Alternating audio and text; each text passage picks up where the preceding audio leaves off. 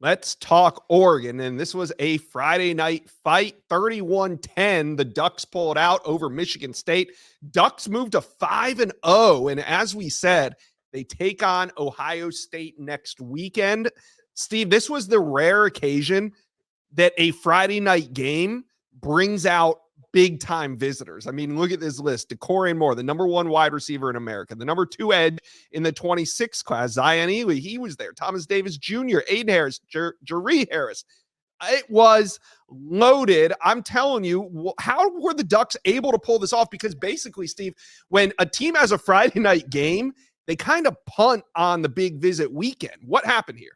Well, first of all, De'Corian Moore, talked to him today. His intentions were to be there, but he was not able to be on campus because they have their rival game on Friday and they had practice. He is trying to get out there for the Ohio State game next Saturday. I assume a lot of that will depend on how they play on Friday against DeSoto. There'll be a lot of eyes on that DeSoto Duncanville ball game this coming weekend. Yeah. But Zion Ely is the number 1 edge rusher in the country per on-3.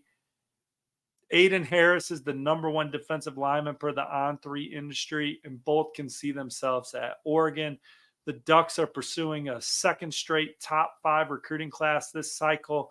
They'll be in that conversation again next year with some of the names that they're already impressing early. Zion Ely, he was at Saturday Night Live at the end of July.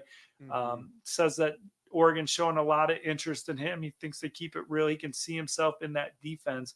And Aiden Harris, they see him as an edge rusher also, and he loves that. So he was there with his twin brother, Andrew Harris. Ohio State has been considered the favorite for him, but Oregon gave him a lot to think about. Thomas Davis Jr., their 4-star teammate, Notre Dame's one of his favorites, but Oregon certainly in the middle of that one. And then Zion Ely's teammate, safety Jaira Edwards, number 5 safety in the land per the on-3 industry rankings. He was at Saturday Night Live.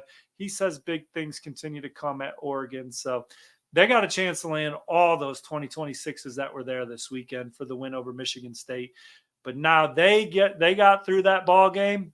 Bring on Ohio State. And Vanderbilt is racking up first downs themselves. Yeah, Vanderbilt trying to put this one away. So let's talk about next weekend with Ohio State coming to town. What type of weekend are we expecting? I mean, it sets up perfectly. If the Ducks were able to pull this off on a Friday night, imagine what they're going to have in Eugene on a Saturday night with Ohio State, and College Game Day also announced that they will be in Eugene for this one.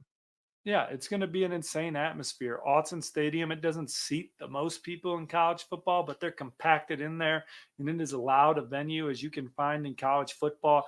It's going to be loaded with blue chippers in 2025, 2026, and 2027.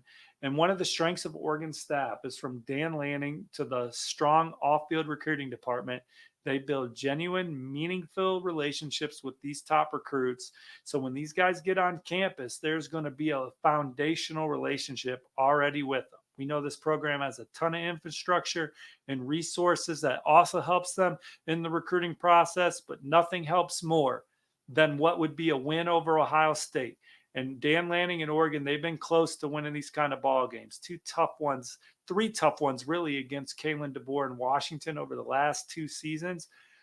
They've played in some of these big games. They're ready to bust through. This is a huge opportunity against Ohio State. And when you start positioning yourself for the college football playoff and beyond, these are the kind of games that help you get the seed you want, to get the home game, to get a more favorable ball game, because we expect both Ohio State and Oregon to be in the college football playoff.